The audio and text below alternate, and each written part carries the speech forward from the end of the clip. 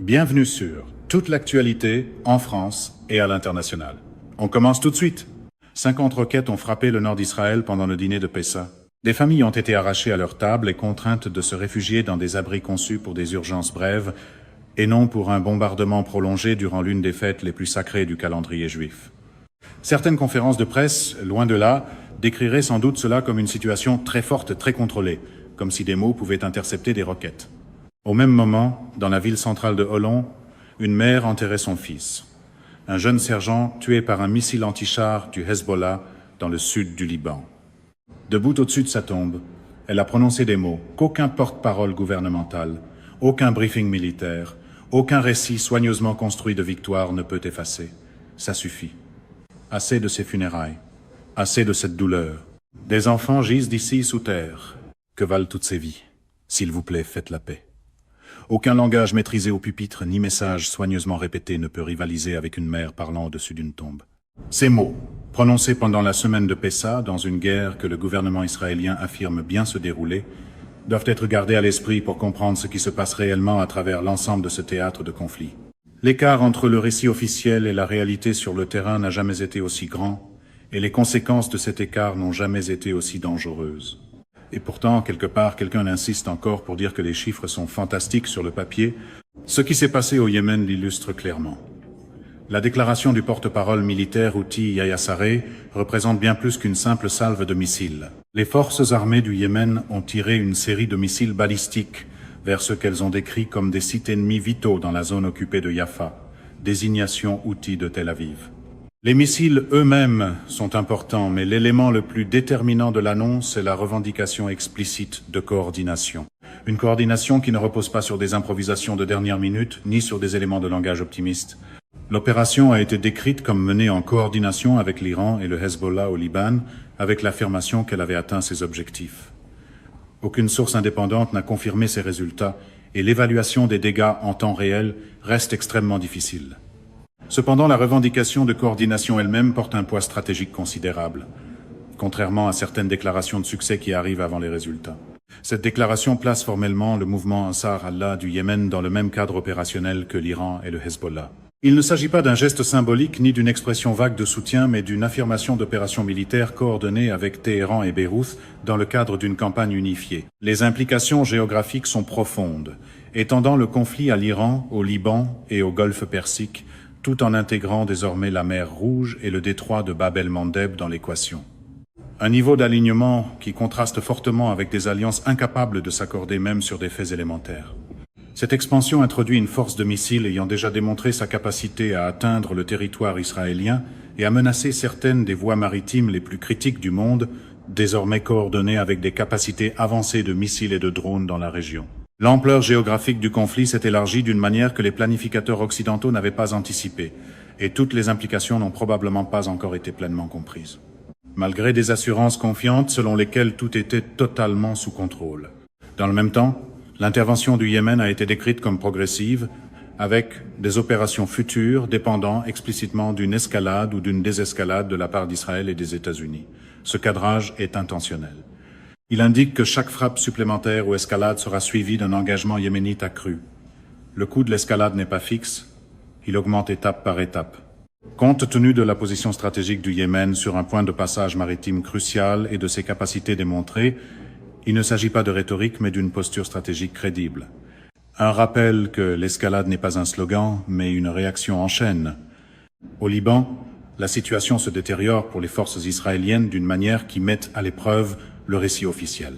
Le Hezbollah a tiré plus de 50 roquettes vers le nord d'Israël pendant Pessa, déclenchant des sirènes dans toute la région et envoyant des civils dans les abris pendant ce qui aurait dû être une fête familiale. Une roquette a frappé Kiryat Shmona, blessant 2 personnes, tandis qu'une autre salve visait les banlieues de Krayo près de Haïfa. Bien que la plupart aient été interceptés et que d'autres soient tombés dans des zones ouvertes, le schéma lui-même est significatif. Les statistiques d'interception peuvent sembler rassurantes, jusqu'au moment où c'est vous qui courez vers un abri. 50 roquettes tirées pendant une grande fête ne constituent pas un simple harcèlement. Il s'agit d'une démonstration délibérée de la capacité du Hezbollah à perturber la vie civile à volonté, au moment de vulnérabilité psychologique maximale. Lorsque des abris conçus pour des urgences ponctuelles deviennent une composante des fêtes religieuses, quelque chose de fondamental change dans l'expérience vécue des civils. Aucun discours officiel ne peut effacer l'impact psychologique de passer ces fêtes sous terre. Aucun discours assuré en salle de presse ne reproduit le son des sirènes en temps réel. Le coût civil augmente. Le ministère de la Santé israélien a signalé 118 blessés admis à l'hôpital en une seule journée, portant le total depuis le début de la guerre à bien plus de 6 000. Cela inclut des soldats, des civils et des victimes d'éclats et de débris. Un conflit censé être court et décisif génère désormais une charge médicale croissante et prolongée. Courte et décisif, a tendance à s'étirer lorsque la réalité refuse de suivre le scénario. Le coup militaire devient de plus en plus personnel et visible. 4 soldats ont été tués dans le sud du Liban. Le capitaine Noam Madani, le sergent-chef Ben Cohen, le sergent Liran Ben Zion et le sergent-chef Maxime Entis. Le sergent Ben Zion a été tué par un missile anti-char. Ses funérailles à Holon ont marqué un moment de vérité. Les paroles de sa mère constituant une condamnation profonde de la guerre. Assez de funérailles, assez de pertes, un appel à la paix. Une clarté qu'aucun slogan de campagne ne peut effacer. Des dizaines de soldats ont été blessés en 24 heures, avec des pertes incluant des membres de la brigade Nahal. Depuis début mars, au moins 10 soldats ont été tués dans l'offensive au Liban, et des centaines ont été blessés. Le point clé est que le taux de perte s'accélère. Les premières semaines affichaient des chiffres quotidiens à un seul chiffre, mais le rythme actuel est nettement plus élevé. Des chiffres qui ne répondent pas à la mise en récit, peu importe la confiance affichée. Cela indique que les forces israéliennes avancent dans des zones où les défenses du Hezbollah sont plus denses et plus létales. Elles pénètrent dans des zones de destruction préparées depuis des années, et le coût de cette avancée se mesure en pertes croissantes et en pression publique accrue de la part des familles endeuillées. Une préparation sur plusieurs années dépasse souvent une planification sur quelques cycles médiatiques. Les tactiques du Hezbollah révèlent une défense multidomaine sophistiquée. Roquettes, drones et missiles anti-chars sont utilisés conjointement. Chaque type d'arme impose une réponse défensive différente, et aucune posture unique ne peut tout couvrir simultanément. Les roquettes nécessitent l'intervention du dôme de fer, les drones des systèmes de défense à courte portée, et les missiles anti-chars obligent les forces au sol à se disperser, augmentant leur vulnérabilité. Les systèmes complexes résistent rarement aux messages simplifiés. La succession rapide et combinée de ces attaques démontre une pression coordonnée et soutenue. Le Hezbollah ne se contente pas de défendre un territoire. Il dégrade systématiquement l'efficacité opérationnelle israélienne à travers un système conçu pour exploiter chaque réponse défensive. Cela reflète une forme de guerre préparée depuis des années, aujourd'hui visible dans l'augmentation des pertes. Un rappel que la réalité est souvent multicouche, même quand le discours tente de la simplifier. La dimension régionale du conflit est davantage clarifiée par les déclarations officielles iraniennes. Les responsables iraniens affirment que les États-Unis et le régime sioniste utilisent les installations de pays de la région pour attaquer l'Iran et qu'en vertu du droit international et du droit à la légitime défense, l'Iran se réserve le droit de frapper les sources de ces attaques. Il ne s'agit pas d'un argument abstrait, mais d'un avertissement direct au gouvernement hébergeant des actifs militaires américains. Des avertissements qui ne viennent pas avec des résumés rassurants pour les conférences de presse.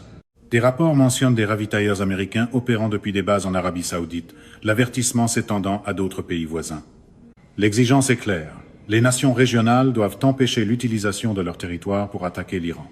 Cela modifie profondément le calcul stratégique de pays comme l'Arabie Saoudite, les Émirats Arabes Unis et Bahreïn, qui doivent désormais envisager que l'accueil de bases américaines les transforme en cibles potentielles. Les garanties de sécurité changent de sens lorsqu'elles s'accompagnent de risques inattendus.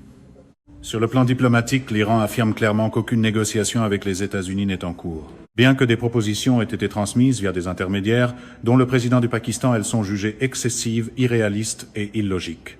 Les initiatives régionales menées par le Pakistan sont présentées comme indépendantes, sans participation iranienne. Les propositions peuvent sembler impressionnantes jusqu'à ce qu'on les examine en détail. Le message central est sans ambiguïté. Tant que l'agression militaire se poursuit, toutes les ressources iraniennes sont mobilisées pour la défense. Il n'y a ni capacité ni volonté de négocier sous les bombardements, et les propositions américaines ne sont pas considérées comme sincères.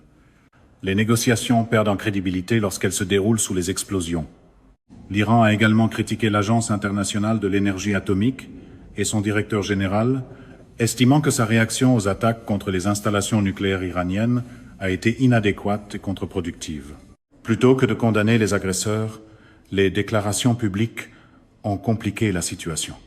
Cela reflète un schéma plus large où les institutions internationales sont perçues comme instrumentalisées, sapant leur légitimité lorsqu'elles n'appliquent pas les règles de manière cohérente.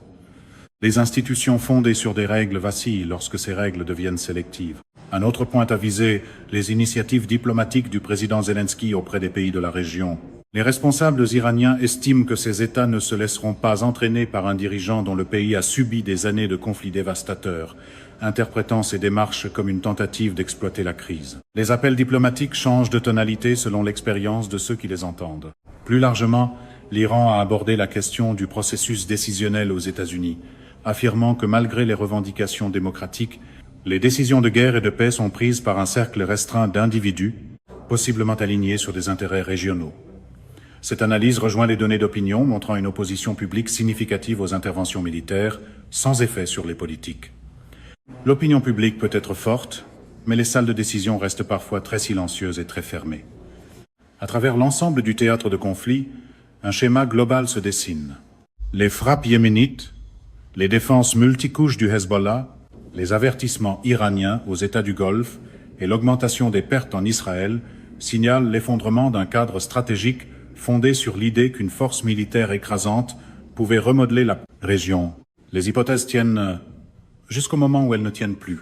Cette hypothèse a été mise à l'épreuve et n'a pas produit les résultats attendus. Les preuves sont visibles dans le coût humain, dans l'élargissement du conflit et dans les recalculs stratégiques des acteurs régionaux. Ceux qui en subissent directement les conséquences en sont de plus en plus conscients. La prise de conscience arrive souvent après la confiance, mais elle dure plus longtemps. La question centrale n'est plus de savoir si la guerre peut atteindre ses objectifs initiaux. La question est de savoir combien de temps cette trajectoire se poursuivra et combien de vies seront encore perdues avant que la réalité ne soit reconnue. Car la réalité ne négocie pas avec les récits, même lorsqu'ils sont affirmés avec assurance. C'est la fin de ce bulletin d'information. N'oubliez pas de vous abonner pour ne rien manquer de l'actualité en France et dans le monde. Merci de nous avoir suivis. Au revoir, à bientôt.